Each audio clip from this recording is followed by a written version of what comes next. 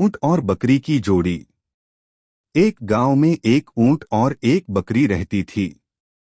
दोनों में गहरी दोस्ती थी और दिन भर साथ में समय बिताते थे। हालांकि ऊंट लंबा और विशाल था और बकरी छोटी और चंचल, फिर भी दोनों का साथ खूब जमता था। परंतु उनके बीच एक अजीब बात थी। दोनों में हमेशा किसी न किसी बात पर बहस छिड़ी रहती थी।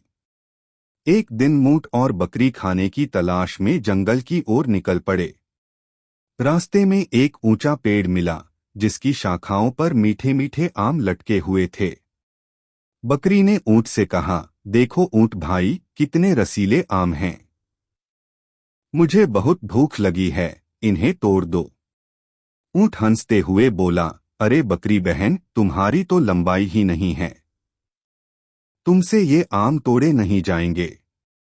अच्छा होता अगर तुम भी मेरी तरह लंबी होती। बकरी को यह बात चुभ गई। उसने पलटकर जवाब दिया, ऊंचाई से क्या होता है, जब अक्ल ही न हो तो लंबाई किस काम की। यह सुनकर ऊंट को गुस्सा आया और उसने मुंह बनाते हुए कहा, अच्छा तो चलो मैं ही आम तोड़ देता हूँ। और उसने अपनी लंबी गर्दन को ऊपर की ओर बढ़ाया और एक मीठा आम तोड़कर खाने लगा। बकरी को बिल्कुल भूल गया।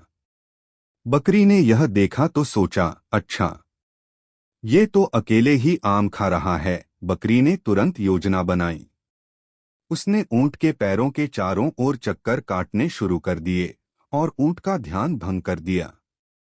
ऊंट ने गुस्से में कहा, क्या कर रही हो बकरी, मेरा सिर घूम गया।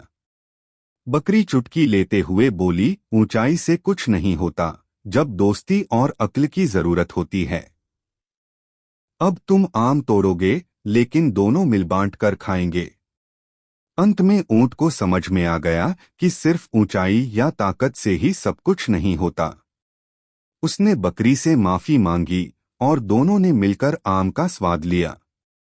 शिक्षा, दोस्ती में छोटा बड़ा, ऊंच नीच नहीं होती। सच्ची दोस्ती साथ देने और बांटने में होती है।